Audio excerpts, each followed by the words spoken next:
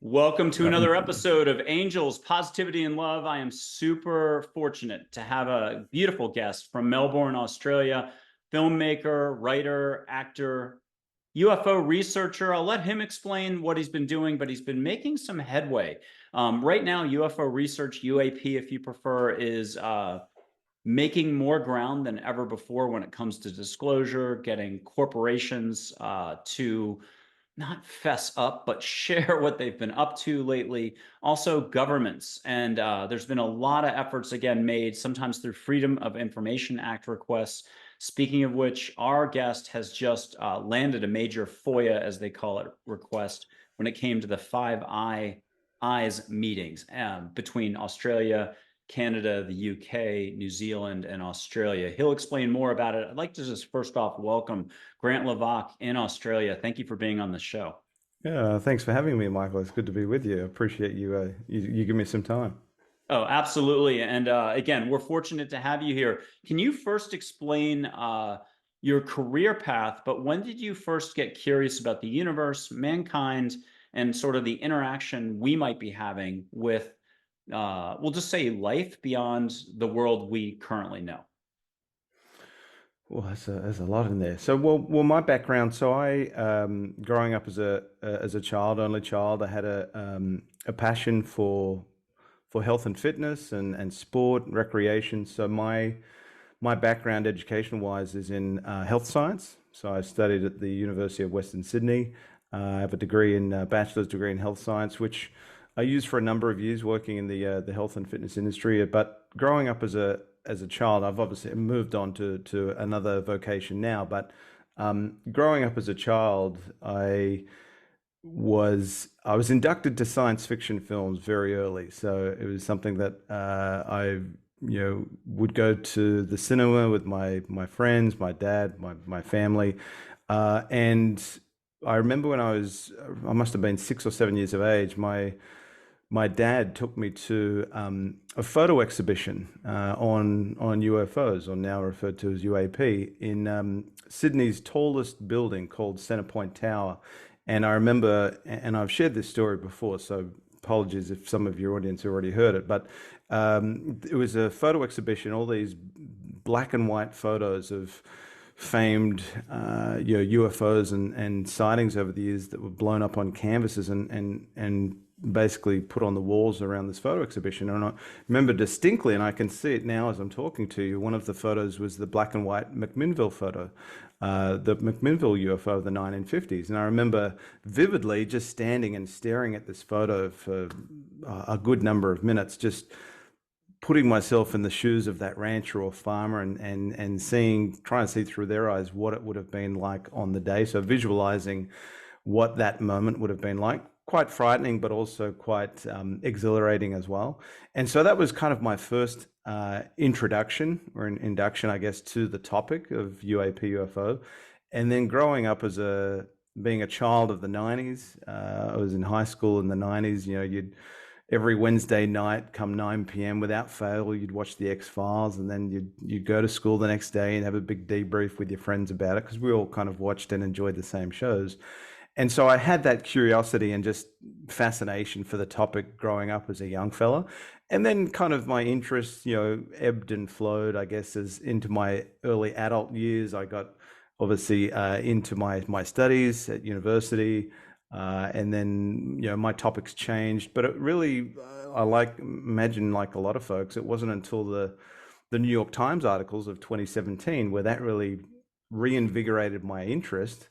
And everything seems to have been, since 2017, it feels like there's been this big snowball that's been gathering pace, speed, and mass, and it's just getting bigger and bigger and bigger, and there's no stopping it now. And so I took quite a keen reinterest, I guess, in the topic at the start of COVID. And like so many people, we had so much more time at home that I used that time to kind of be a sponge and learn as much as I could from as many as I could.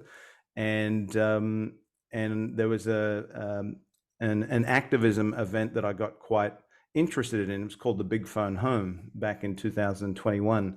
And it was all about inspiring and motivating folks, predominantly in the US, to activate themselves and engage their elected representatives on the topic, and kind of demand greater transparency on the topic, have them take it more seriously. And so it got me thinking, well, what is, Australia is one of the United States' closest allies. What is Australia doing about UAP? And so that got me thinking about how I can engage my elected representatives in Australia. And that's been my driving force now for a number of years, is to try and advocate for the topic and have members of the Australian government and Department of Defence take it seriously. And so the big question I was asking myself, well, what is Australia doing about UAP? And unfortunately, they're not doing a whole lot, but hopefully the needle is starting to move on that a little bit now that the United States is taking it much more seriously than it has been in decades past.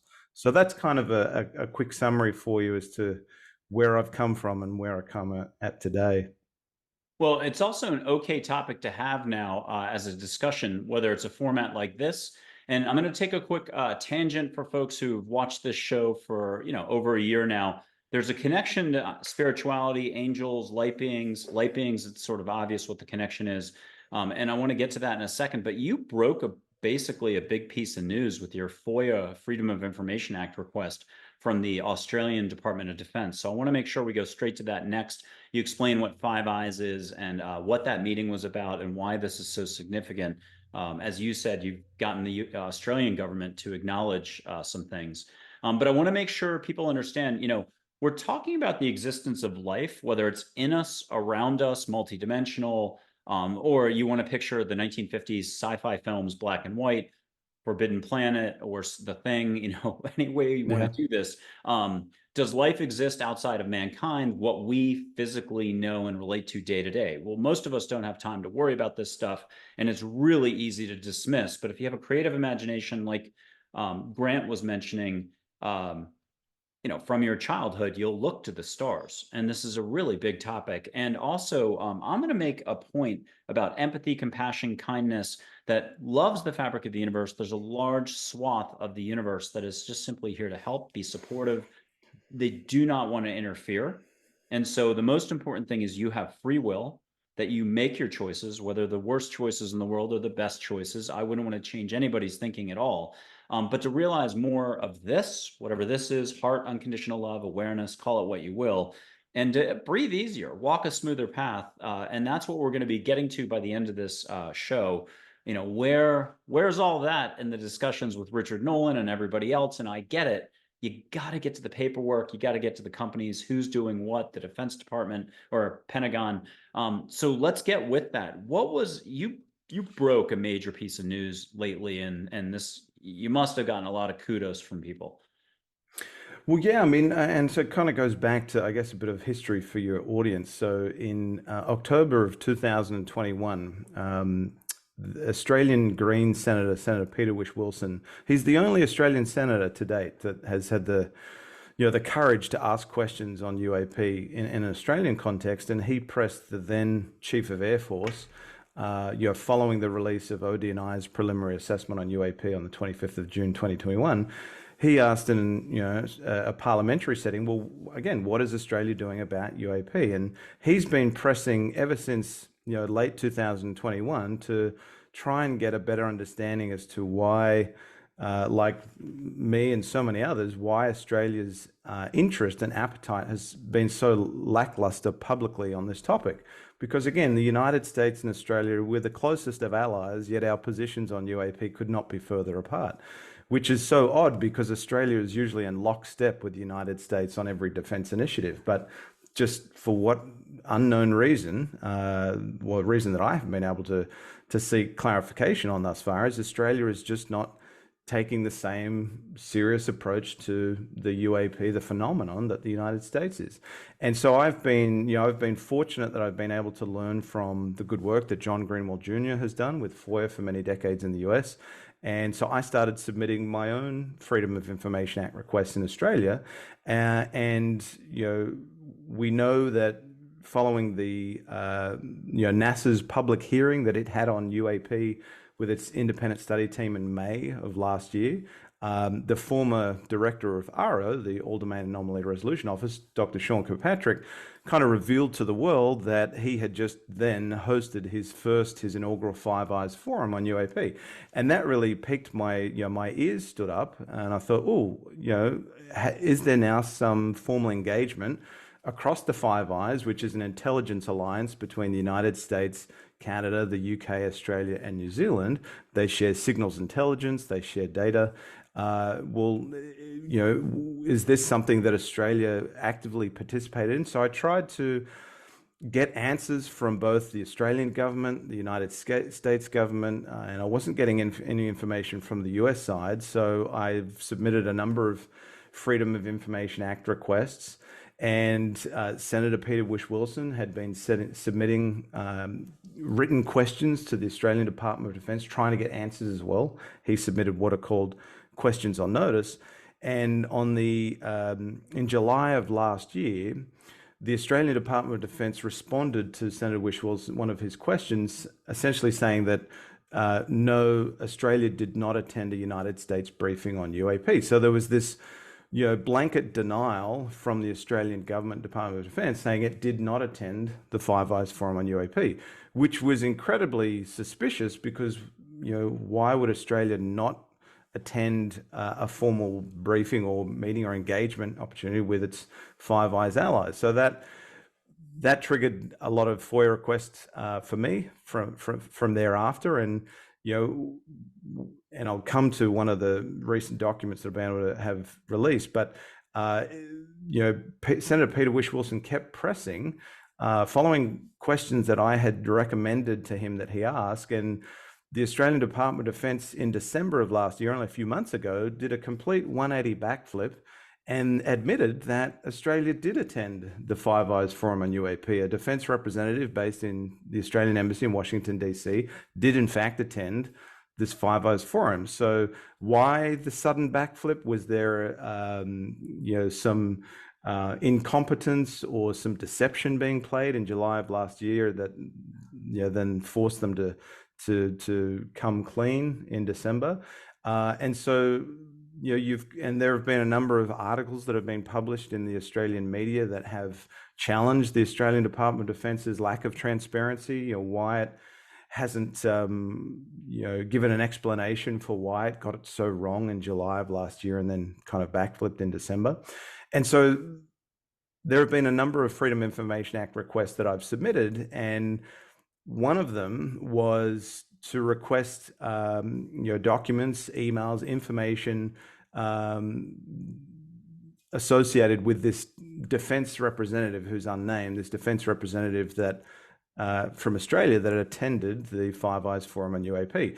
And there was a document that was located that was matching the scope of my Freedom of Information Act request, but it wasn't released. It was withheld because it was an intelligence related document. And so the statement of reasons why the FOIA team in Australia stated they withheld release of that document was because it was a document that resided with one of the intelligence communities. And there's a number of them. You've got the Australian Security Intelligence Organisation, ASIO, ASIS. There's a Geospatial Organisation, Office of National Intelligence. You've got the Defence Intelligence Organisation, and so on.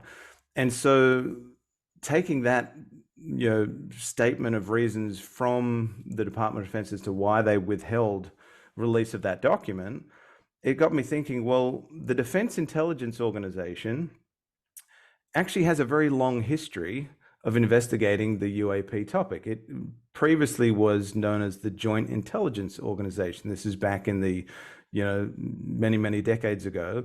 And there is a key document that, for context, an Australian nuclear scientist, by the way, by the name of Harry Turner, he was kind of like Australia's version of J.L.N. Hynek. He took the topic very seriously and was trying to better understand the nature and extent of UAP and how it applies to Australia. And there is a document, a minute paper that he authored in 1971, which is a very, very significant document because it's basically a comprehensive assessment of what the United States was doing up until that time about the UFO UAP topic. All of the investigations that it had conducted from basically the Roswell era to that date, 1971. And it's been referenced a number of times by Eric Weinstein, Jesse Michaels, who for American Alchemist done some wonderful work, and he interviewed David Grush. And so this document is relatively significant. And why it's significant is not just for the content, but the fact that the minute paper that Harry Turner authored was on Joint Intelligence Organization letterhead. It was an official document for the JIO, which in 1989 was then rebranded or renamed as the Defense Intelligence Organization. So the DIO has a long history of investigating or being associated with the UAP topic. So, based on that fact, we can kind of come to this conclusion with a high degree of confidence that there was a representative from the Defense Intelligence Organization, which unfortunately is exempt from FOIA, so I can never go after information from that agency, but it is highly likely now that a representative from the Defense Intelligence Organization attended the Five Eyes Forum on UAP. And that's significant. We now know with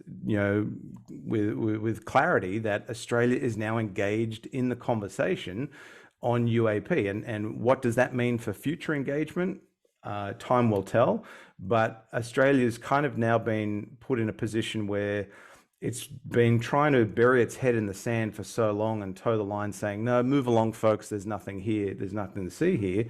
Whereas now they are being brought into the conversation on UAP and they are actively engaged to the point where, one of the documents that I just secured for release through the Freedom of Information Act shows without a doubt that the Australian Department of Defence has now expanded its engagement locally on UAP. It's engaged the Defence Science and Technology Group as well as the Australian Space Agency on UAP. So there are more conversations happening now behind the scenes within the Australian Government, Department of Defence, than have been had since 1996 was when the last big spate of activity was. That was when the Royal Australian Air Force came to the conclusion in 1996 that there was no scientific or other compelling reason for Australia, via the Royal Australian Air Force, to continue to devote resources to the ongoing investigation of UAP. So nothing has been happening in an Australian context since 1996, whereas now in 2024, we know that Australia is re-engaged on the topic. To what extent they'll continue to engage the United States and maybe change policy or conduct a formal review of its position on UAP in Australia, we don't know.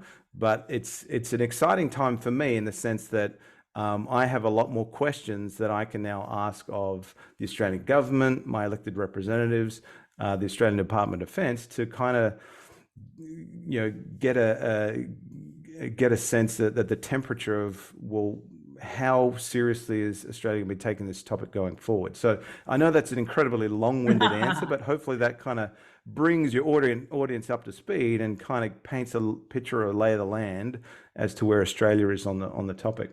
Sure. Let's do a lightning round just to catch the audience back up, sort of the big picture with UAP, UFO. Does, intelligent life exist in and around us, whatever. But let's pretend it's gambling night for charity only. We're not losing real money here. You've got a stack of chips. Each one is $100 chip. But you're forced to bet an answer here. Like, does intelligent life, we're not talking deer, we're not talking dolphin, we're talking, outer space or multidimensional. What's your personal belief? Would all of this hubbub be happening since Roswell and beyond, further back in time, if something did not exist? Grant, personally, can you venture a poker chip for charity bet here? What's the answer? Is it yes? Probably. If based on probability, all chips are in. Okay, so we'll double that, but you got to keep gambling here. Who are your favorite 10 people that you follow everything they tweet, they drop? Is it, I'm blanking, of course. Oh, James Fox, Jeremy Corbell, Leslie Keane, Ross Coulthard, not Sean Kirkpatrick, because I think we found out he had his job before he even left. I can never pronounce anything or the acronyms correctly, but the you can say the office name. Arrow, yeah. Thank you. Yep. He had the whole job lined up before he left, and then he said nothing ever happened. And we're unwinding that as we speak. There's Chris Mellon, Richard Dolan. I'm looking around. David Grush, Stephen Greer. Think about his neck sticking it out there. Emergency room physician, who's absolutely hot on the trail in a lot of ways. You know, he does it a little differently. He does it his own way. Who are some of your heroes that you just enjoy their commitment, their integrity? What else can we say about it? Who are the top at least 3, 5, 7 that you're in? Jeremy Corbell, if I didn't mention it, George Knapp. Yeah, well, like I was saying at the start, I mean, during COVID, I just tried to become a sponge and soak up as much as I could and learn as much as I could from as many as I could. And I guess my angle or my driving force has always been to try and exercise my right to information using the Freedom of Information Act request and ask questions. So, John Greenwald Jr. is certainly one that I've followed his work from day one and have had the fortunate opportunity to develop a friendship with him and learn from him directly. So I certainly applaud him for the work that he does to exercise his right to information and uncover information through FOIA. But there are others as well. There are some really reputable and veteran Australian researchers that have been engaged on the topic for decades. Keith Basterfield is one. Bill Chalker is another one.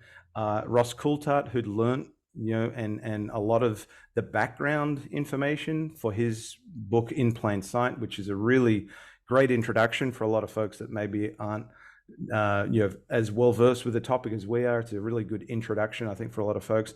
A lot of the background information that Ross put into In Plain Sight came from Bill Chalker and Keith Basterfield and those guys. So having had the good fortune of meeting Ross and developing a relationship with him and working with him on a few key issues in Australia pertaining to this topic, that's another individual that I really respect and appreciate the due diligence that that he undertakes to try and get answers to questions that are important to him and others.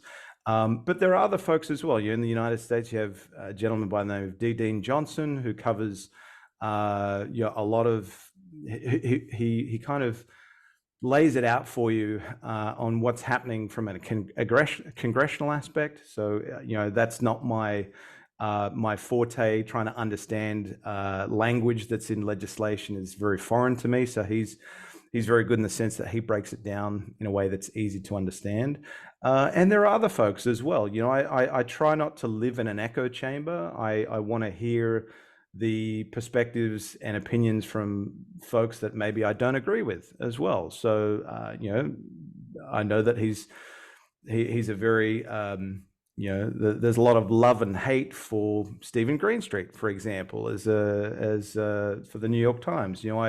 Despite, irrespective of what I think of his work, if he's right or wrong, or for his completely off base or whatever, I still want to expose myself to what he's reporting so I can get both sides of the coin. I don't want to just live in an echo chamber and have confirmation bias. I want to try and get both sides of the coin. So there are and Mick West as well. I mean, I think whilst I don't agree with all of his assessments, I think having folks that have that kind of skeptical mind that can bring a certain degree of skill sets to the conversation to separate the wheat from the chaff, disinformation from real information, because unfortunately, there's a lot of information that's put out into the community and the space that is not accurate, or it's footage or photographic evidence that has clearly been hoaxed or manipulated.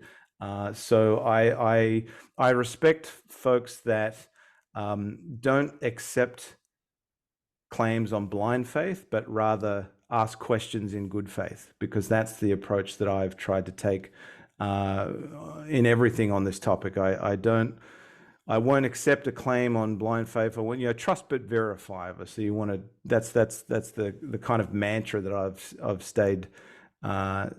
tried to stay true to from day one. So it's an interesting and diverse mix of individuals, but again, it's not trying to kind of hit home that I try and keep myself open to information from all sides so that I can then make an informed decision based on that information rather than just sticking to one argument or one perspective. Sure. Now let's get to the meat and potatoes of everything too. We're talking in terms of, crash retrieval.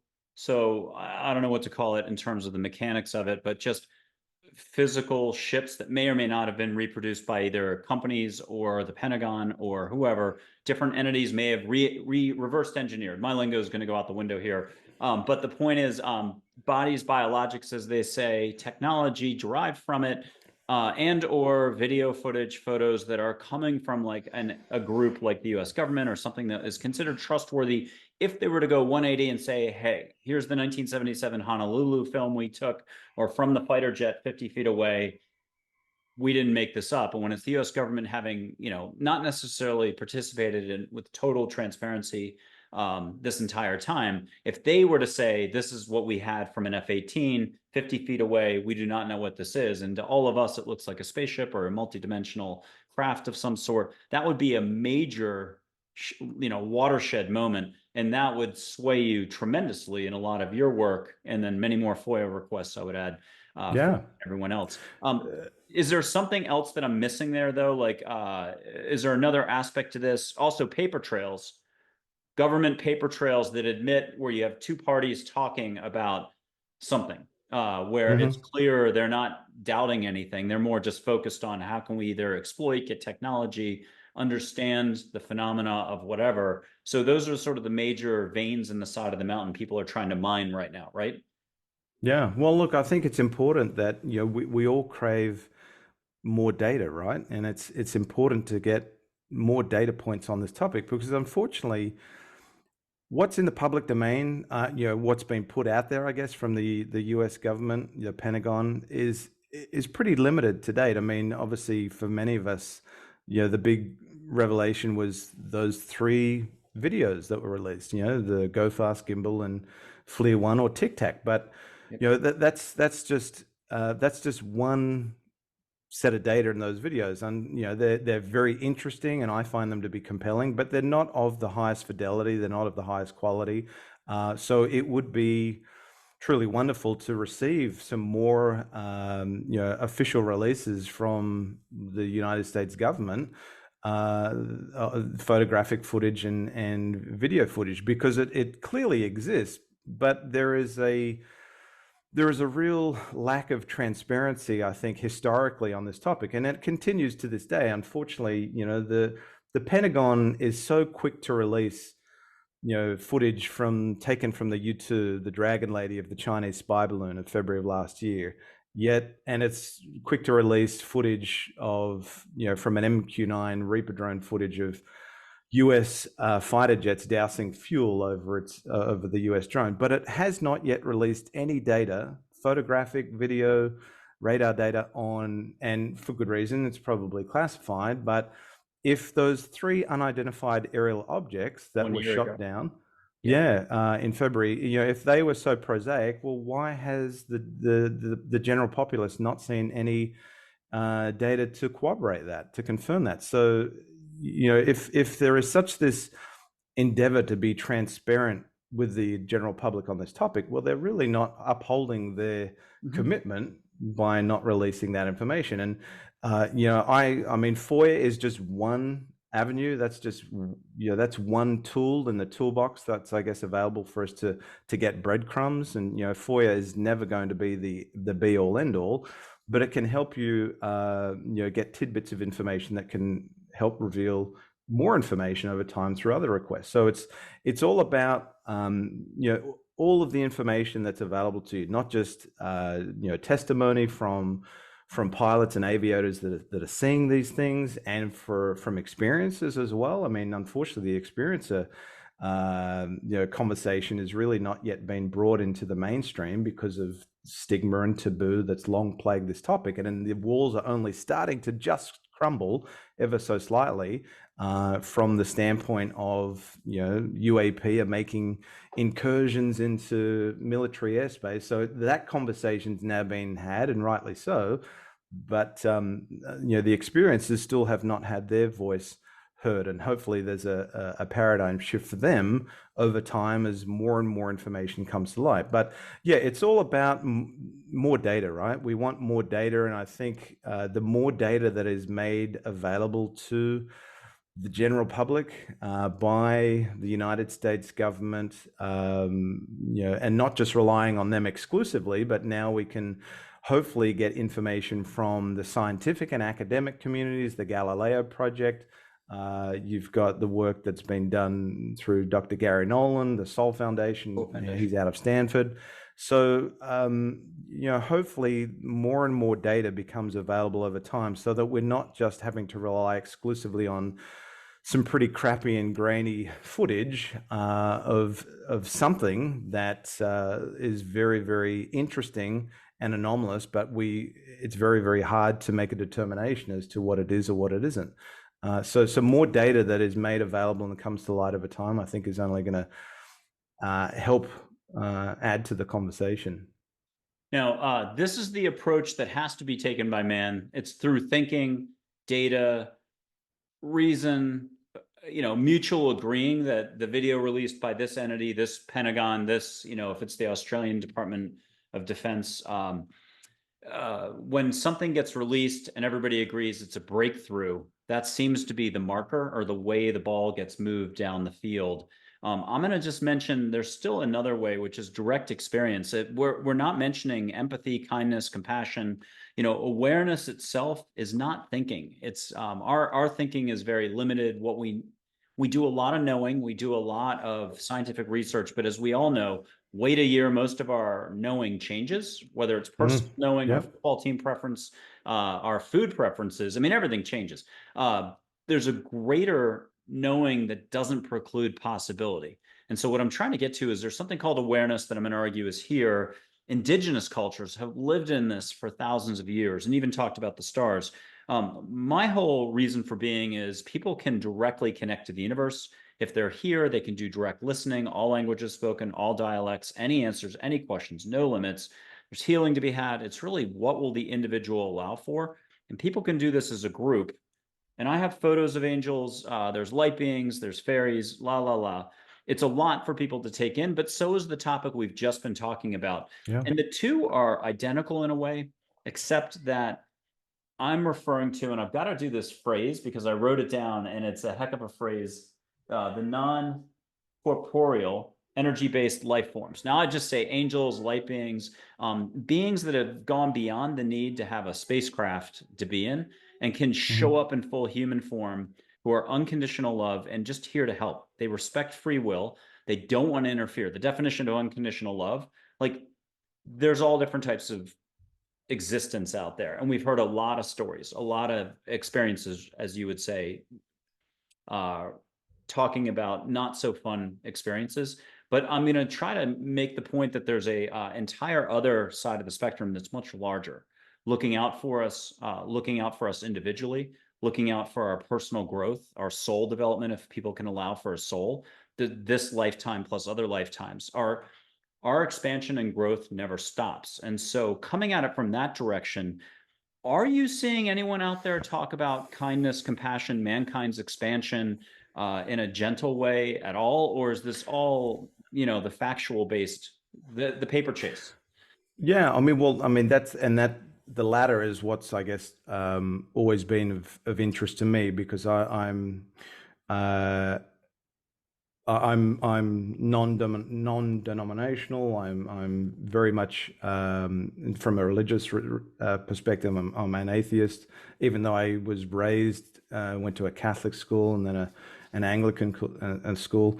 But on this topic, I'm incredibly agnostic. I'm open to the possibility that there is well and truly life beyond this blue marble of ours and intelligence beyond the human species. And certainly there are folks that are have played a significant role in this topic. I mean, you mentioned before Dr. Stephen Greer. Despite what people think of him, irrespective of your opinion, I think he did a wonderful job elevating the conversation on this topic in the early 2000s, and he's been advocating it for a lot longer since then. But when he came forward and presented a bunch of folks to talk and witnesses at the National Press Club conference in 2001, I think that was back then was kind of a game changer. I mean, just unfortunate that 9/11 coincided that same year. So kind of, I think,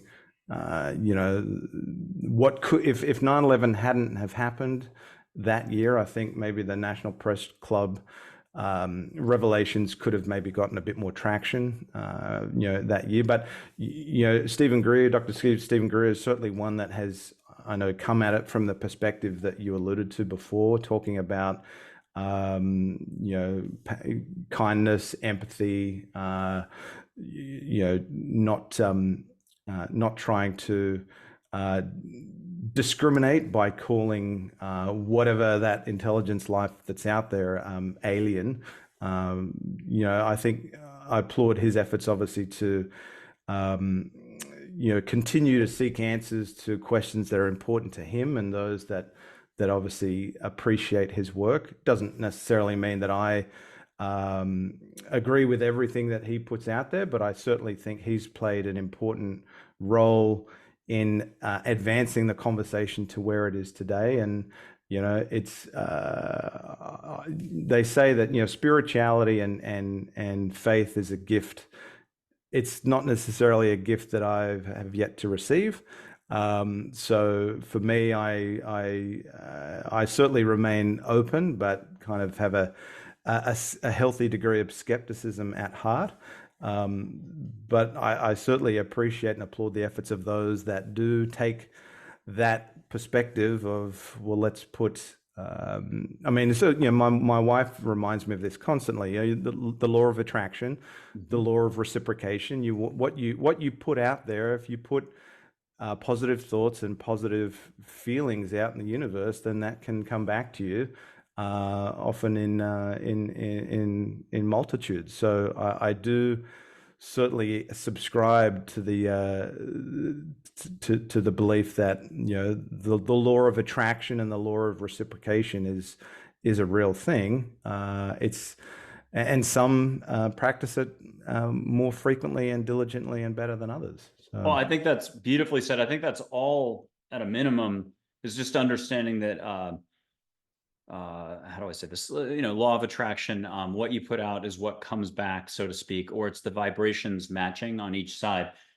Faith, I've got a great definition of faith. So whether you're atheist, agnostic, one of those religions, you know, there's 2,000 versions of it out there, you're good. It's faith to me, religious, non-religious, it's the same. It's letting go. Yep. Out of here, to be one with whatever way you believe your reality, the universe flows. And, you know, there's a lot of lingo that goes with each group, whether you're Buddhist, you know, Sikh, Hindu, and Hindu. I mess up on all the lingo and everything. So I'm in the worst role ever, except that I love what I do. So I do introductions to unconditional love beings of light, and beyond the craft. Like, let's go Star Wars for a second. There's a million life forms out there across a word beyond trillions of stars systems. And so, sure, there's some life out there. Let's go to the group that is friendly, unconditional love, light, like with one healing touch, you can get healing.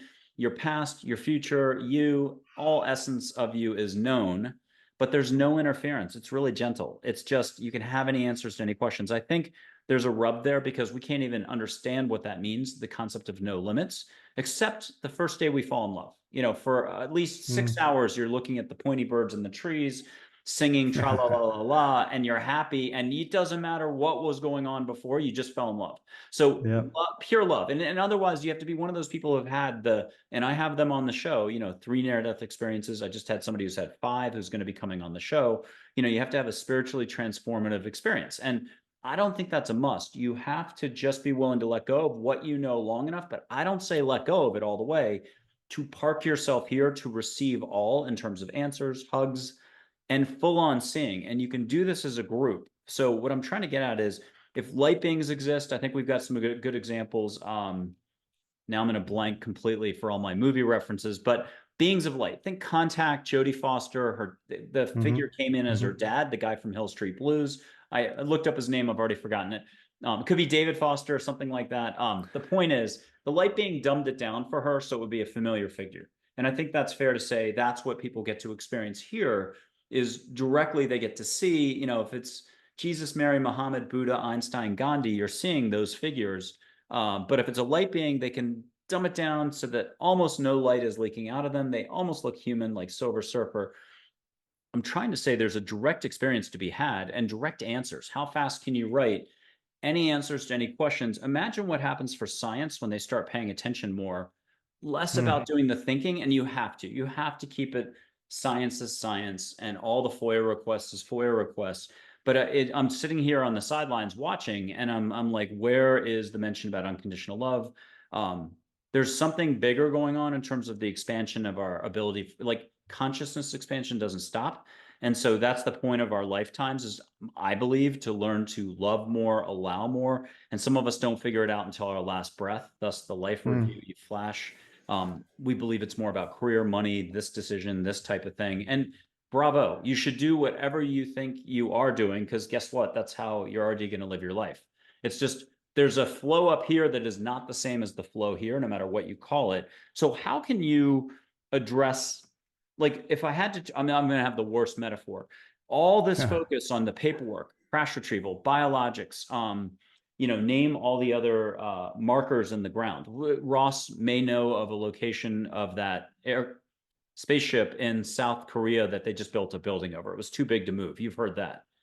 Yep. I've Yeah. heard of So I've heard him say that. yeah, there's about 100 different little markers right now. It would be the conversational topic at a dinner table. If we grab the top 20 UAP researchers right now, Avi Loeb with the deep sea recovery of objects Yeah, from. off Papua New Guinea, yeah. Yeah, so there's a lot going on there, but no one's really talking about. We'll talk about Close Encounters of the Third Kind, but taking out the final scene, the interaction part. People can do it as a group. How do you handle that as a researcher yourself? Are you more just facts, numbers, where the conversation's going in social media right now and elsewhere, or how do you handle that? Well, look, I mean, and that's I guess where we all have in our day-to-day lives, our professional lives, our personal lives, our strengths, and what we're confident in doing.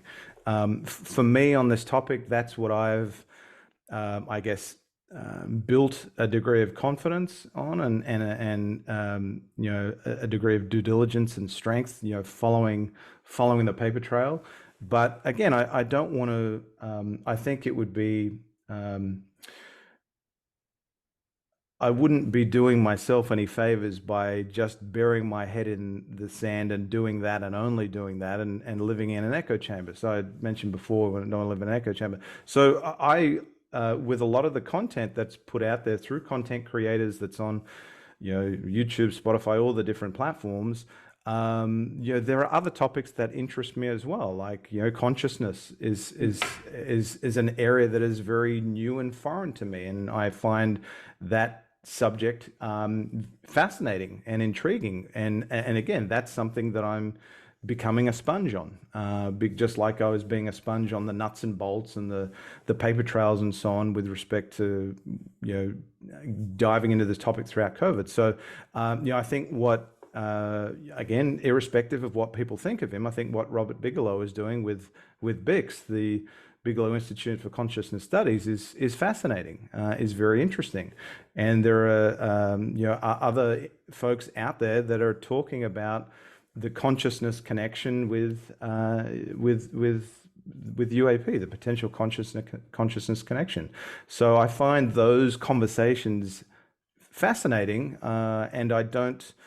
Again, I don't want to live in an echo chamber, so I'm very much interested to learn from what others have to say that have maybe invested more time, energy, and effort than I have to explore that rabbit hole. Now, Robert Bigelow is a fantastic figure to bring up because, in fact, he hosted that proof of afterlife contest where it was a $500,000 award for the That's right. first place person, Mm-hmm. and then very generous awards going about 20 places down. So Jeffrey Mishlove, I had the like I have been doing this about 12 years and I've knocked on 12,000 doors, maybe 10,000. And I've gotten at least 5 to 8 to 10,000 no's, but another 4 or 5,000 yeses. At least 2,000 people have seen full on, heard full on, gotten hugs. Colorblind people have seen color. It's all direct. I stay out of the questions and answers, but people can do this as a group. There are photos of angels. I've got some videos as well. It really doesn't matter. It's a direct experience thing. What will you allow for? But what I'm trying to get at is the whole time I've been just wanting to have a whiskey with someone, to have a like adult conversation, sort of, to commiserate on this huge topic. Because on the spiritual side or consciousness side or afterlife side, it's the same thing. And think about the near-death experience crowd. Think about just the Buddhist community as well. And I can keep going. There's about 5,000 communities, probably more like 100,000 communities, where we tend to go in via thinking. And thus, it's kind of its own industry. It could keep going for another 50 years and not necessarily, little developments, research papers, this, that, personal experiences. I had a chance to have whiskeys twice with Jeffrey Mishlove. He didn't take any steps. Let's be fair to him. And he literally said after the second whiskey, I'm diving into this paper. I'm going to be busy for 6 months. I'm disappearing. And he was true to his word on that. I had no idea. He went on to win that competition. I think that was a $500,000 prize, but he has that incredible, I'm going to hopefully get the title of the show that has run forever. I think he adjusted the title for 30 years. He's had everybody on that show, Ram Dass, Dr. Leanne Whitney. But it's New Thinking Aloud. So incredible, like the intellect, you can't beat his intellect, his ability to honestly put a paper together. He was up against stiff competition.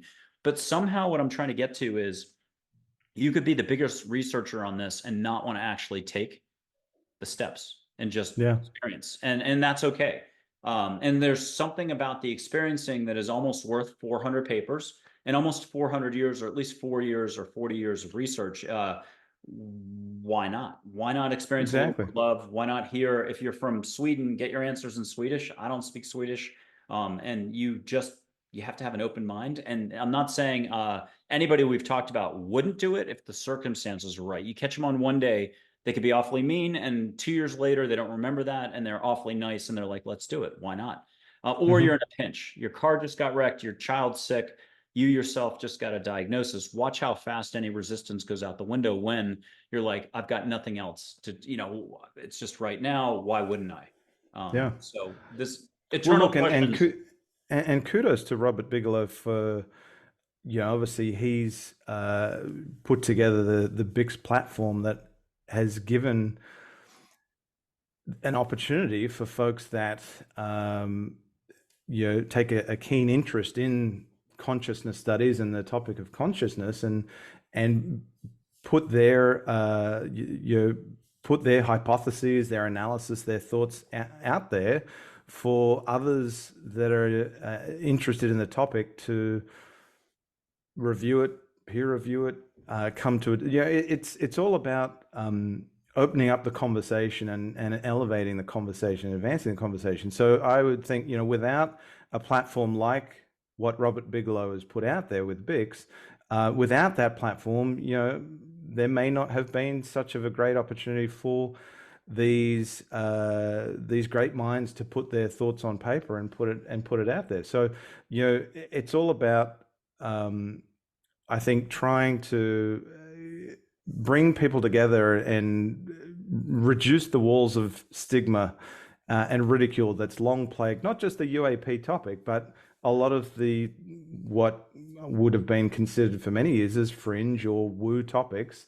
And consciousness, I think, for probably the general populace, is still relatively seen as an unknown area. There's not a lot known about consciousness in the general mainstream, but that's why I think it's important that there are these platforms and approaches that folks like Robert Bigelow, they put their money into endeavors that they see being of value and worth for the greater good of humanity, the general populace. And I think it's only helpful to have mechanisms in place that advance that conversation. I mean, that's why I'm even though it's an area that is foreign to me, consciousness, I still find it very fascinating. I'm You've got interested by some it, though. and yeah, and I'm not going to discredit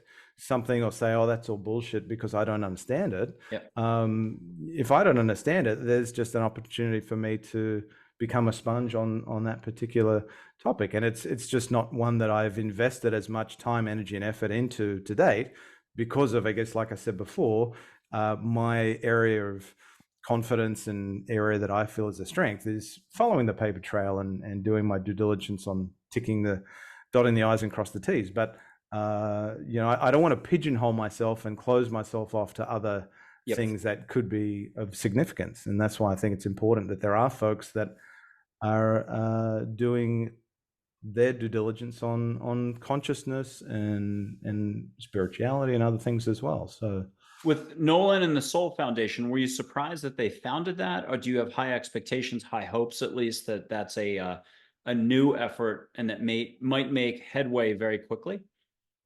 it was very. I was very encouraged by it because I think again, it's all about and Dr. Gary Nolan has said this repeatedly about professionalizing the conversation around UAP because of the stigma and ridicule that has long plagued this topic. And unfortunately, the US government has contributed to that stigma over many, many decades. So it's great that you have endeavors like the Soul Foundation, like the Galileo Project, that are taking a data-driven approach to better understanding the nature and extent of UAP and how it all integrates and is interwoven with other topics like consciousness by bringing all of these incredible minds and subject matter experts and thought leaders on the topic. So I was very encouraged to learn about what the Soul Foundation was trying to achieve in its mission. And I guess for what I'm currently doing, what I find very interesting is that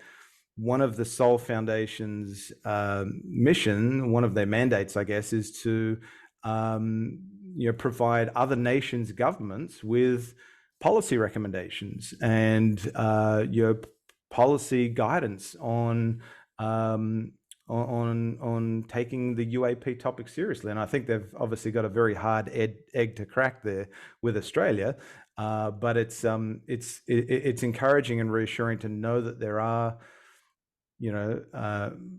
some incredibly intelligent minds out there that are now taking a concerted effort to try and professionalize the conversation. And I think that only helps the topic rather than hinder it.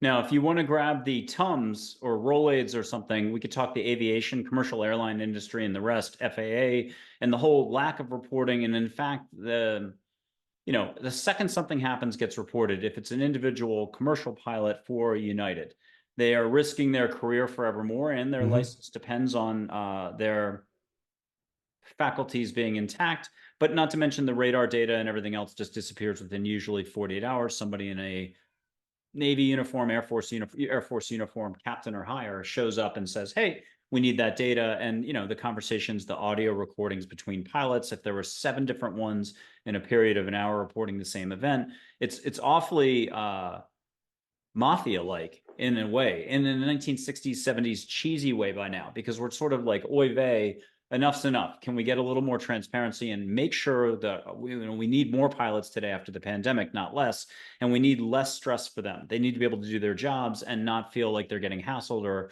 ending their career. They step up and say what they saw. They don't need to know the explanation. They don't need to project, but there's a huge issue there. Is it the same in Australia for reporting?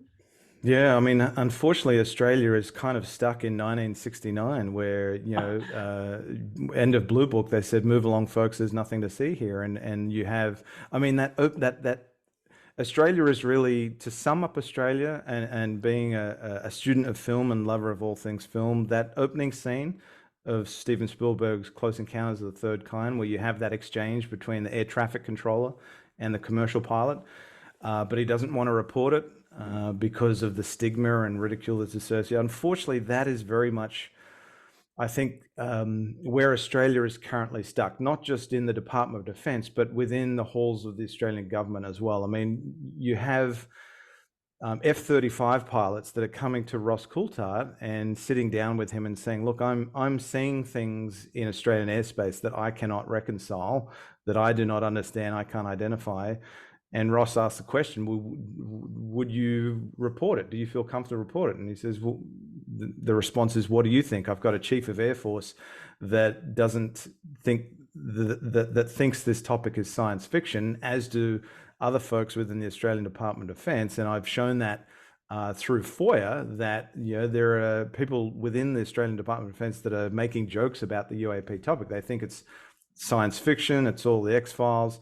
And that does not instill a lot of confidence in members of the Australian Defence Force to come forward voluntarily, because there's no mandatory reporting mechanism in place at the moment.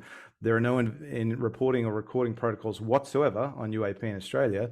So what are the chances that Royal Australian Air Force pilot is going to come forward voluntarily and say they saw something in Australian airspace that they couldn't identify, if it's going to end up them having a blemish placed against their flight record, or being ridiculed or hazed by their colleagues? I mean, much like Ryan Graves has said happened after the gimbal incident, as well as with Fravor from the Tic Tac. I mean, there were people taking the piss and doing it in a jovial manner, but it doesn't bode well for folks that are responsible for defending our airspace. If they see something that they cannot reconcile or identify and they choose not to report it, well, that in itself is the real national security threat. Because what is it that they're saying? Well, it could be misidentification, it could be our own technology, but what if it's not?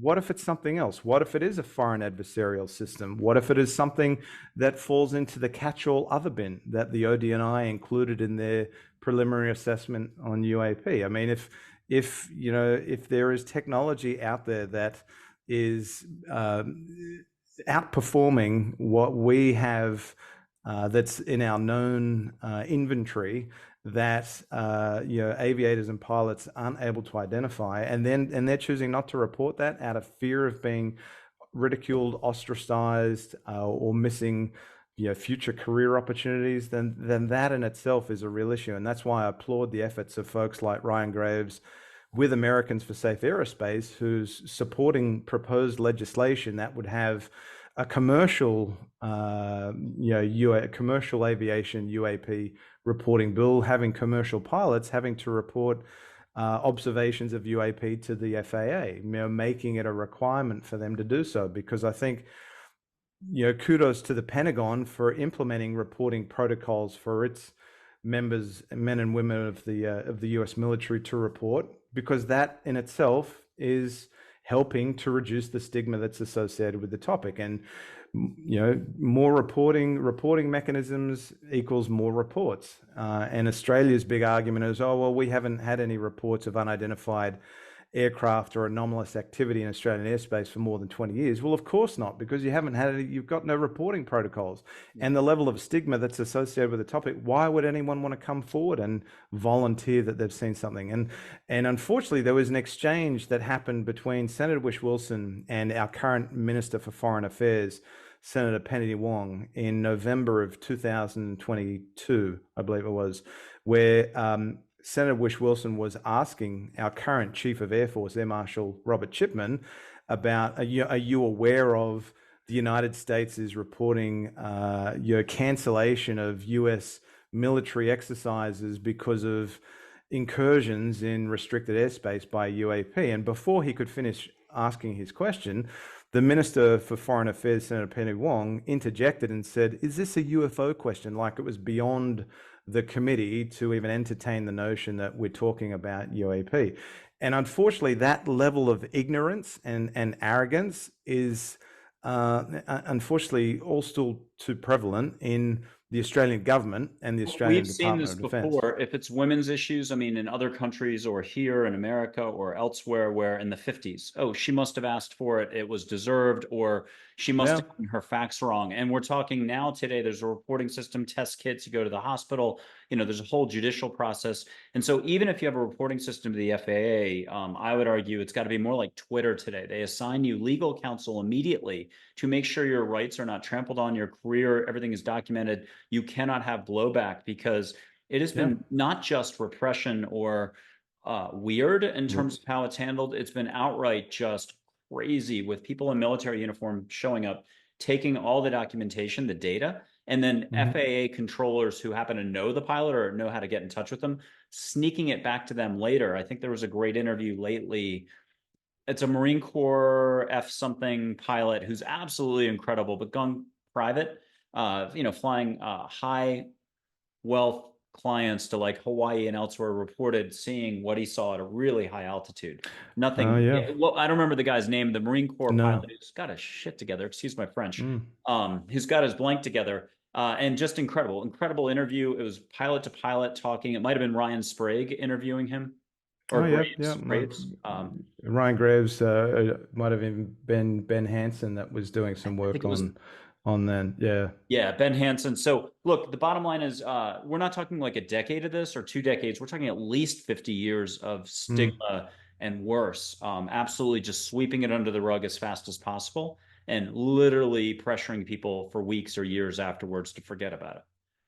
And it takes it takes, Rome wasn't built in a day, right? So it takes a lot longer than a day for stigma to the walls of stigma to crumble around this topic as well. And I think that folks like the Sol Foundation that are professionalizing the conversation, the Pentagon that is implementing reporting mechanisms and procedures for military aviators and pilots and personnel to come forward and feel confident that they can report something, not making a determination as to what it is or what it isn't, but just reporting that they've seen something that they cannot reconcile, and not be fearful of reprisals or stigma or ridicule.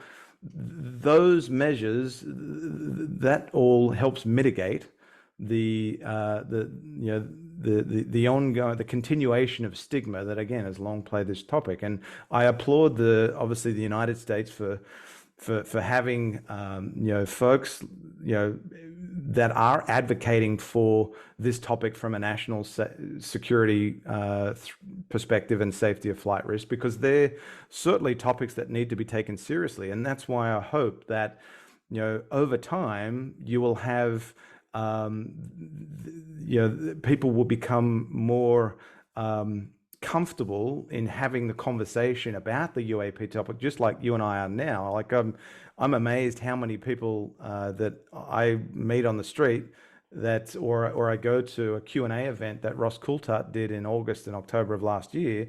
People that I have not engaged with. I mean, there are some that I have, but some that just know of what I've been doing, and they're happy to come up to me and have a conversation. And there's no level of discomfort about having the conversation. We all want answers to this big question: is what's going on? What is UAP? Are we alone in the universe? If we can get that answer, if we can get that question answered, I think that's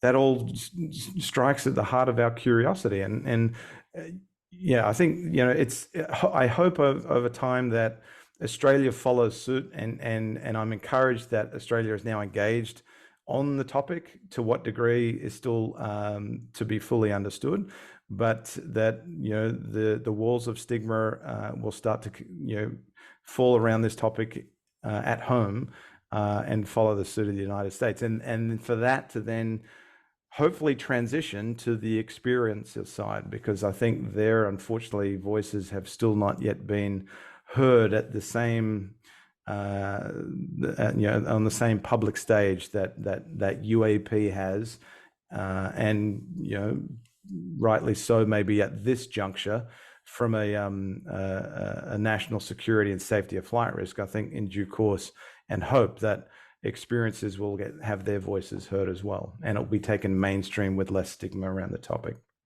Grant, you're handling this in an incredibly mature, adult, proper, measured way, so that people of all ilk backgrounds can hopefully feel comfortable with you. Even the ones who might be like UFOs, little green men, and making fun of it, they would still feel comfortable being on a panel with you or talking with you about the topic.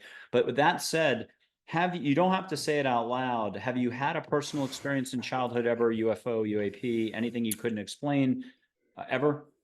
No, I haven't. I haven't. I've said in a jovial sense that it's on my bucket list to have an experience or see a UAP. But no, I've never had any personal experience. But I've had many people that have reached out to me that they've just decided that they felt it was important to reach out to me and share their story. So I always I find it fascinating when people, are so comfortable to share with me their experience. Maybe it's because the way that I approach, it's shame on me if I make a judgment of you if you share your experience with me. I see my job as to listen more and speak less. So if I can just have you share with me what it is that you've experienced and me to digest that information. What I choose to do with that information is entirely up to me, but it's not my job to judge you or someone for what they have seen, and they can't maybe understand, or they have a sense as to what it might be. That's not my job personally, is to digest the information that's been given to me to inform my own conclusion and to maybe ask more questions. So that's why I say I certainly have a healthy degree of skepticism, but I want to remain open to as much as I possibly can, so that I don't live in an echo chamber and I don't, reach conclusions based on my own confirmation bias. I want to be open to, as much as I can. Okay, and I'm going to mention I did the counting today on a run. I went. You can see some sun here. I went running almost 10 kilometers on some hills in North San Antonio earlier. But I've had three experiences. One in childhood, Pennsylvania, back of a station wagon looking up in the mid 70s. I was born in 1968. And I was looking up, seeing something out of lights that there's just no way to process. It was not an airplane. Tried to tell the adults driving the car. They didn't want to hear about it. And then that's the end of that story. Second would be 10 years ago, 12 years ago or so, in my first Austin home, standing with someone in the backyard, two red lights moving along in a funky way. Drones don't really exist back then. There's no way to explain it. But back then, had met angels, and again, angels, all shapes, sizes, colors, in you and around you. If you want to say multidimensional, want to say from far out, Andromeda, wherever, it doesn't really matter. It's easier for people to consume the concept of unconditional love cheerleaders by just Mm-hmm. angels. Why go there? But a little voice that is one of my angels named Charlotte, that hundreds, thousands of people have met. She just said, "Don't worry, you're protected." Because my mind started racing right away. What do you do with that? There's two red lights moving. All And right. then the third was going on a run. I'm a runner for 42 years now. So you're going to run. And I'm running in this beautiful community, wide streets, and it's full daytime, 2 o'clock. Always do music, and I see this pinpoint of light that keeps going from bright light to dark to whatever, fading in and out. I'm like, it's the space shuttle, it's this, it's that. You do everything. But then I did the smart thing. I stopped running, lined it up with the treetop, so it Mm-hmm. stayed fixed. And it would be the best I can do is Chicago Airport, whatever are those like kind of bubble things. I don't know how to say it. It's probably by God, I don't even know my cities in Texas, but it's probably 100 miles away above Herville, or wherever. I know the direction. So I did the proper American smart college kid type punt. I grabbed the two people walking their dachshunds, grabbed them, hijacked them. They're both tech executives. They're a Uh-huh. couple. And I said, "You see that? What do you think this is?" And they mulled it over for about 6 minutes, decided on a UFO, and they had all the adult language for it. So it was wonderful. Then I ran home because I started running forward, and I'm like, ran home. It was the day of the Patriots Miami game, two within a month of each other. I forget the year. Locked all my windows, called my aunt and told her about it. That's the best I could do. I mean, I have no, Right. so I do the fun, light, fluffy stuff where you get the direct viewing and you can see light on your hands. So this is experiential. And I'm going to have to go on a tangent, which is you go to the airport to pick up your favorite cousin, your relative. Love Actually, the opening and the Yeah. ending of the film. Yeah, but you see the person's eyes. It's way too noisy to hear, hey, Bob or Sarah, your sister, I love you. I haven't seen you in a year. I'm so excited. But your eyes connect and there's a sizzle. I help people Hmm. physically see that sizzle. It's consciousness. It's what Joseph Campbell, you can meet Joe on the other side. It's what they talk about the transmission in Buddhism. You see that light, auras, Hindu chakras, if you want. It's blue, green, yellow. I help people do that. After the show, I'll make the offer. You don't have to tell anybody Yeah. who did it. But we'll blow sage in a little bit. I've done that for every guest. For I think I've taped 70 shows now. It's 115 booked into March of 2025. And by the way, subscribe, like, share, comment right now. And we may be running 2 shows a week for at least June 1st to August 25th as a sort of trial run, see if I can handle it and not break. But what I wanted to say is seeing the light is important. And it's not just on your hands, on the trees, on your pet. It can be flowing if it's a happy couple. You can't be fighting. You can see the heart energy flowing between them. And so I just had 2 naturopaths of 35 years. They're, not Simon and Schuster necessarily, but really well-known publishers. They're published, I'm saying. They got to see their light flowing between them on top of much more. So I'm saying the direct physical experience that's not necessarily an experiencer. I get it with the experiencer stuff, but I have no way of relating to it either. And I would not Yeah. ask anybody to believe me. But the experiencing part is interesting because I'm coming at it that way, and I'm coming at it from a wouldn't Nolan want to have his answers if he could just sit down and it's how many of these can he go through and how many legal pads until his arm is literally cramping? Because if there are no limits and you can ask any question and get any answer, and you speak 5 languages and you're getting it in 5 languages, and then I'm in a different room, I don't see your questions or answers. I mean, it's another way to shave this topic, Mm. if that makes Mm. sense. Yeah. But it's also a tall pour, so to speak. Yeah. Good luck with that. Yeah. So, okay, what for you is the final bottom line? Keep slugging away, so to speak, and chip away until more and more information comes out? Or are there some like bigger events that you're looking forward to that you feel like it's just a question of time when Ross coughs up the location and people see it for themselves? I got to keep going back to that because I feel like that's a real tease. Well, look, I think David Grush coming forward in was it May of last year, and then obviously testifying under oath at a congressional hearing in July of last year was significant. I mean, personally, incredibly exciting for me in the sense that I'm 45 years of age, and I've now in my lifetime seen 3 congressional hearings on UAP, U.S. congressional hearings on UAP in the last what 2-3 years. So you have so much more activity seem to be happening now on the US stage on this topic than has happened for many decades past. And whenever I hear that someone has an intelligence background, I'm skeptical because I don't the disinformation and misinformation is a thing, but I'm not going to go so far and say that that person is lying because I have absolutely no idea. I've never met the person. I've never been exposed to any of the information that they've claimed that they have seen or they've been privy to. So I think that's why it's important for men and women within the US Congress that are taking this topic seriously and taking these claims and allegations seriously, and applaud them for trying to get answers to questions that they have that they feel the American public deserve to know answers on. Okay, speaking of Congress, I mean, there was a huge push, and in January, optimism was high. And I think everyone agrees that it was the Alamo instead, and they've got to start over. Schumer, very surprisingly, there's a lot of big name people who are for transparency, disclosure, putting stuff to protect whistleblowers further. Mhm. And then I think you saw the other side of the equation. If it's corporate America, and you don't need to make it any more complex than it is, but there are definitely some senatorial interests that are tied to companies more than the Yeah. Constitution and everything else. And that's fine. You understand that, if they want to make fun of the topic, like you mentioned, your Australian politician who was like, wait, UFO, are you kidding? We're going to cover that here. We had our equivalent of that person. I'll just say the word Ohio and maybe big Mhm. military intelligence gathering spot. And I've seen them in interviews handle this topic before with another senator, and it would be like a top morning Sunday show where they're practically laughing at the concept of little green men. And I think we're Mm. way beyond that now in terms of on the what you're talking about, documentation. There's 100,000.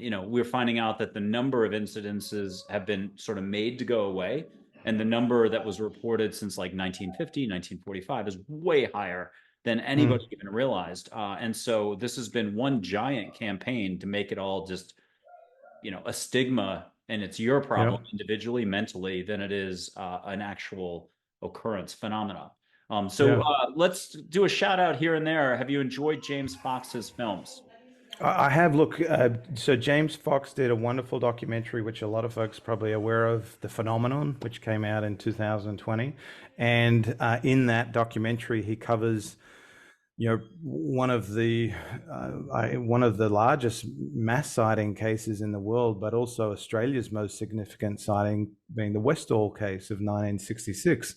And I had the privilege and good fortune of um, engaging a gentleman by the name of Shane Ryan, an Australian researcher that's done his own documentary on the Westall incident, and he and James Fox have they worked with each other to put information out on the Westall case in the phenomenon, and I had the good fortune and privilege as well as of meeting a small number of the primary witnesses from the Westall incident.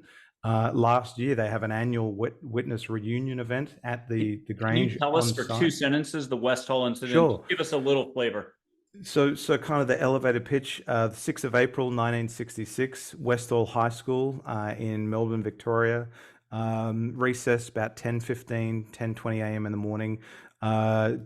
School girl runs into a class that's in session and says something to the effect of, Mr. Greenwood, there's a flying saucer. The bell rings. Children flood out into the sports oval, where many of them report seeing between 1 and 3 objects in the sky above their school, which some state resembles the shape of a flying saucer. And so there was, between 1 and 3 unknown anomalous objects seen in the skies of Westall High School on the 6th of April, 1966. And reports of one of these objects descending to a densely wooded area about a mile, just shy of a mile south of the school, called the Grange, where some report that this object descended and either hovered above the ground or made contact with the ground. And what's so fascinating about this case, the Westall incident, is 58 years later, in 2024, there's been no official explanation provided by the Australian government at a federal, state, or local level, or any official documentation that's been released to confirm what it was or what it wasn't that was seen in the skies above Westall High School on the 6th of April 1966. And it remains one of those just mysterious unresolved cold cases to this very day. And I was fascinated by how sincere and genuine and compelling these primary witnesses were when they recounted they recalled their recollections from that day. And I was very grateful that I just took my iPhone with me to this reunion event that happened last year, and asked them, would you be okay if I asked you a couple of questions on camera? And before I knew it, I had a couple of hours of footage on my iPhone that I was able to then edit into a kind of a mini documentary of my own, being kind of a long form format of the small number of primary witnesses recounting their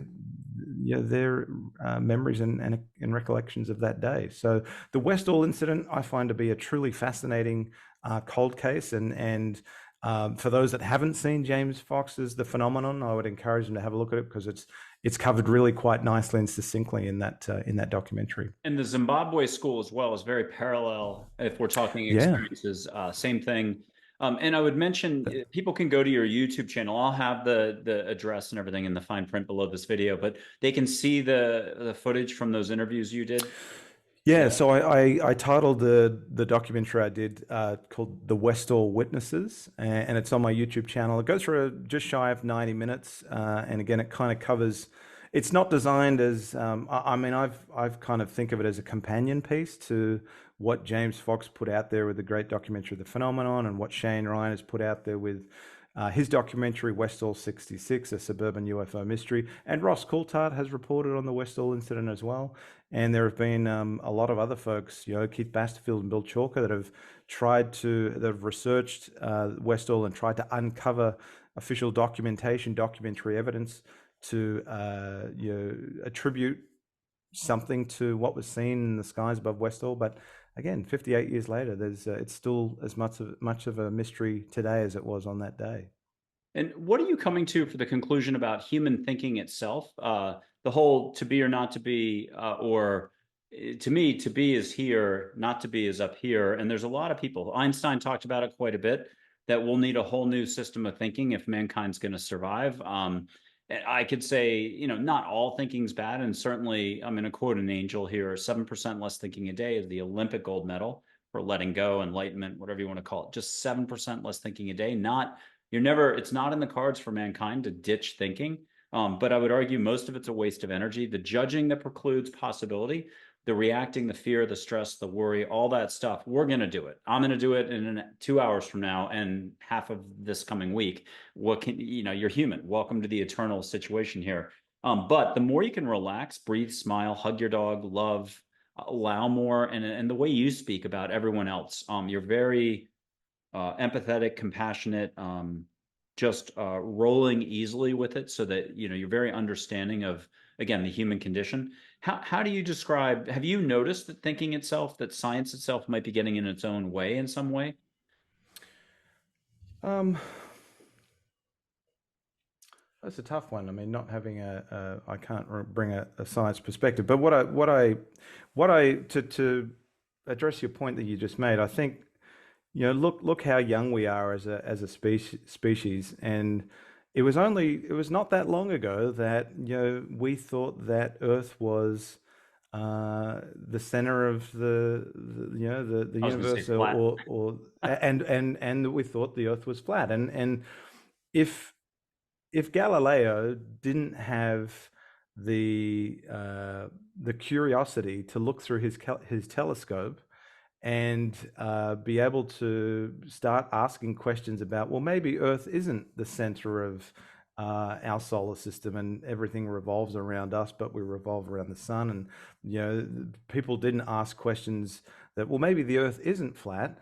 If people like that didn't ask those sorts of questions, we might still be very much living in an age where we think that those things are true. The Earth is flat. We're the center of our solar system, and so on. So I think it's very naive of us as a intelligent species to think we know it all when we know very, very little. And I mean, look at the whole mysteries of the universe that we're only starting to get pieces of it based on now what we're able to see through technology, thanks to the James Webb Telescope and other fascinating bits of innovation that's being and ingenuity that's being put forward. I mean, we know, look how much we know about our sister planet Mars today than we did from before the first landing from the Viking missions back in the 70s. So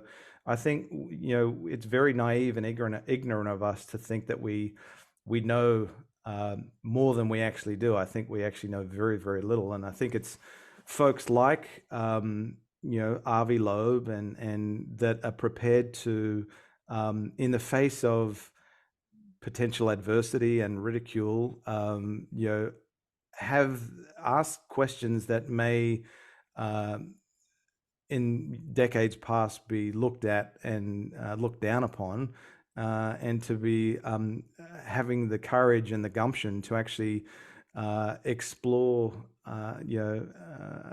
areas that mainstream science and academia has refused to touch for many, many years. I mean, kudos to the good work that SETI has committed to for many decades, but they really haven't. Eddie too. Yeah, and they haven't necessarily found the answers to the questions that they're asking, but kudos to them for asking the question and committing to that endeavor. And that's why I think folks like Avi Loeb under the Galileo Project, and what Dr. Gary Nolan's trying to do with professionalizing the conversation around the Soul Foundation, those endeavors should be applauded.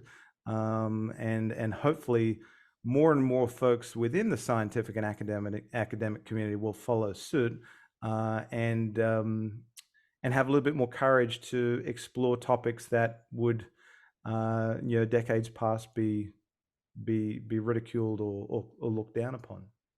And I would say, the one thing about the human nature, the human condition, we see it in every film, literary piece. 100 Years of Solitude. I can never get the name of the author correct, but it's Gabriela Garcia Marquez, if I got it right. But the point is, it's a strange, I'm going to take out the curse word, but it's strange when man travels first class and literature goes freight, talking about a train. And look, the bottom line is logos, our reasoning, our logic, our ego, our knowing, our seeking knowledge in a sort of the concrete, linear thinking mankind way, not awareness. Not the universal way, is, in my view, and this is not a judgment, I'm going to do more of it tomorrow and think that I know something about something, but it's the actual block. Will any of the figures we talked about actually want to take a step forward? So instead of the front end of the Close Encounters of the Third Kind, would they actually want to have a direct interaction? And then which group are we talking about? Are we talking mortal, like less than unconditional love, meaning mortal, or are we talking light beings, love and above, from more contact, Jodie Foster, only here to help our expansion, help our growth? I mean, that is something you just aren't going to hear about right now. And hopefully there'll be more leeway given to actually experiencing, because I mean, again, you can have the person who's doing the contest and winning it, or the top researcher in the world from Stanford doing this new foundation. Do they actually want to have direct experiences? And the answer is maybe yes. Catch them on the right day of the week. I wouldn't preclude it, but remember, there are baby steps. This is the show where, again, right. It's all about baby steps. Again, the Rome wasn't built in a day, and I think it's naive of us to think that we're going to get all of the answers to this, needle in a needle of haystacks that's been going on for many, many decades to understand the full extent of it. But, and again, credit to those that are pushing for answers to the questions that many of us have.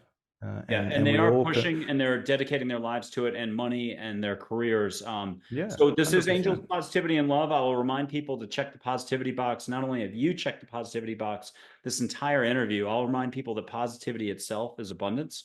And after that, you're all set. It's what you talked about at the very beginning with law of attraction. I always light sage.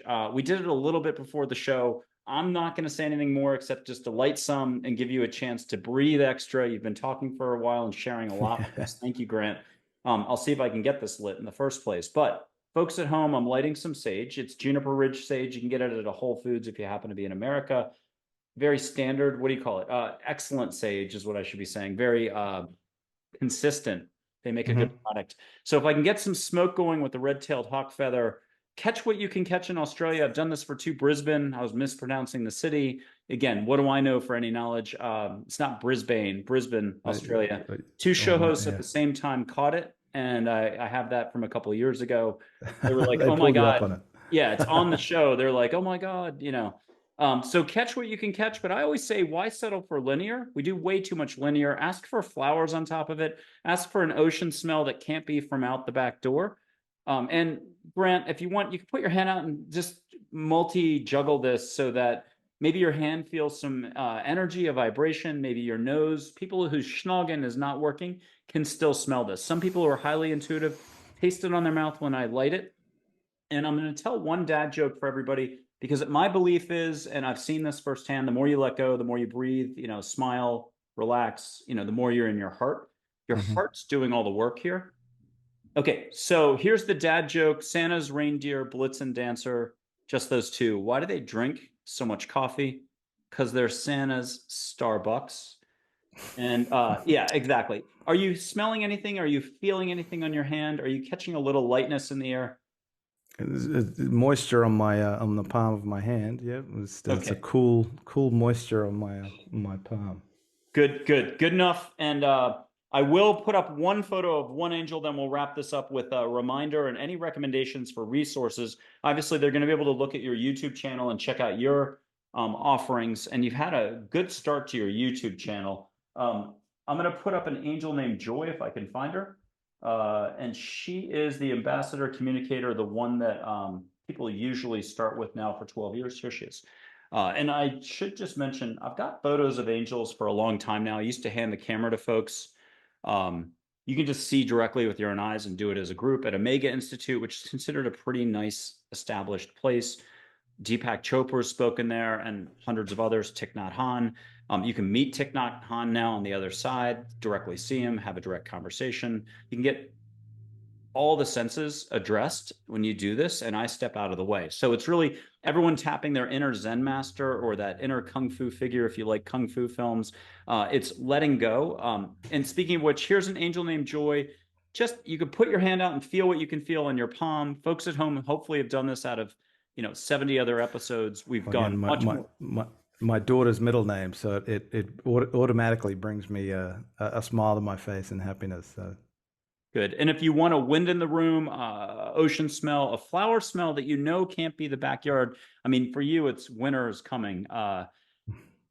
And what are you getting right now? Anything at all? And the only request people need to make, because I always forget everything, is just, hey, angels, help me out of my head into my heart. Make this nice. Amen, rock and roll. Thank you. Any which way you roll. It's got to be the Grant LAVAC patented way of requesting. well, again, because of the link there to my daughter, just a warmth and a smile on my face. So yeah. Good. Okay, Grant, what's the final kind of takeaways? Is it everybody just wait and see? We're hoping for some good Samaritans to step in and do some more. I mean, think of Chris Mellon walking out with those videotapes when it was legally permissible to do so. I would argue he deserves a Nobel laureate for making the right move at the right time to definitely get the ball down the field another 20 yards. Yeah. Well, I guess two things. In the US, it would be great to see, and this has been rumored now for a while, that it would be wonderful to see other whistleblowers or maybe primary witnesses come forward and stand alongside David Grush, because I feel unfortunately he's been standing on his own for quite a while now, and I think it would just help continue moving the conversation along if there are others that come out and are able to corroborate what David Grush has the allegations that he's made and the claims that he's made. So, and that's been rumored that there are other witnesses and whistleblowers out there. So that would be, I think that would certainly be, truly fascinating and help move the conversation along. Rather than it stagnate and plateau. And closer to home to Australia, I mean, my gripe for a long time has been, as people that follow my journey know, that I've been pressing the Australian Department of Defence and the Australian government on their lack of appetite and interest in this topic from a national security and safety of flight perspective, and also been pressing the Australian legacy news media as well for their lack of coverage and not exercising any journalistic due diligence on the topic. So I've tried to encourage people that have followed my journey on the topic thus far, or find the content that I put out of value, if they take this topic seriously, to engage their elected representatives as well. And as a constituent, make your elected representative know that you take this topic seriously and you want them to take it seriously as well, and advocate for it on your behalf. And the same for people that want to engage the legacy news media. Ask them to cover this topic from an Australian perspective, because all of the coverage to date has just been copy and paste journalism as to what's coming out of the United States. So I don't want to be the only person that's asking these sort of questions about what's happening in Australia. The more people like me that take the topic seriously, that can advocate for it and encourage their elected representative to take it seriously as well, I think that's only going to help build that snowball and make it move faster and gain speed and mass as well. So Beautiful. fingers crossed. Beautiful. Well, I'm going to mention something before we sign off here, and that's just look, Australian Defence Forces. I had a guest on who obviously wasn't part of the Australian Defence Forces, but he played one on TV. Captain Mike Flynn of Sea Patrol. So Ian Stenlake was on in December of 2023. He took steps on air. We go usually a little more crazy on the steps on air, but that's each person's comfort zone. That's the most important thing. We'll see what happens after the show, and we'll see if we acknowledge anything after the show. But it's good how it is. And that's what I was trying to say earlier. It's got to be organic. So whether it's Nolan and the Soul Foundation, they've got to do it their way. That's the entire point of the exercise. Or name some of the other people that we talked about. They're doing it their way. They're already spending their energy how they see fit. They think it. No one runs around and says, "Let's waste more energy." None of us. And yet somehow we end up wasting a little when we're up here judging, reacting, stress, fear, worry. So actor Ian Stenlake was, I'm not going to get this right, episode maybe 54. I know it was around Christmas Eve or so, Christmas Day. Check out that episode because he is just shares so much. He emotionally taps into the universe. And by the end of the show, he's taking steps on air and just does a wonderful job. It's not quite, Grant, what we were talking about. I don't have a real admiral or a real general, but it's the closest thing since he was Sea Patrol Captain Mike Flynn for the Royal Australian Navy. I came as close as I could to tie into this. So, Grant, thank you so much for coming on the show. This has been Angels, Positivity, and Love. Remember to subscribe, like, share, check out this guest's offerings. He's got quite a few. He's also got a merchandise store. I think you're going to find that fun to look at as well. It's true. I got my first mug as well. People need to check that out. There's an 11-ounce version, I think, on YouTube. But my 20-ounce version is available at the website. The same design, but people need to know one's an 11-ounce, one's a 20-ounce. Okay, Grant, thank you for being on the show. Is there a final mantra, motto? You mentioned, X-Files, and they had sort of some sayings from there. Is there one that you use to keep us going, or to keep your own research going, or to keep your chin up and moving forward? What is that? It could be from a sci-fi film or something like that to the Well, stars. it's a good question. I mean, the X-Files is one that everyone knows, but I've heard this term used a bit now, and it's one that rings true for me. And I've said it earlier in the show, but trust but verify. And again, for me, it's not about accepting claims, not just on this topic, but in my everyday life, not just accepting something on blind faith, but doing my diligence to ask questions in good faith and do it respectfully. So that's that's what I try and remind myself of, is to ask questions in good faith to satisfy my curiosity. Well, I've got to thank you because I feel like if there's one thing you're doing is treading your path very respectfully and again honoring the process very carefully so that each step you take is worthwhile. Well, thanks for having me on. It's been a fun conversation, so I appreciate it. Okay, Grant LAVAC in Australia, thank you so much for being on the show. All the best. Bye for now.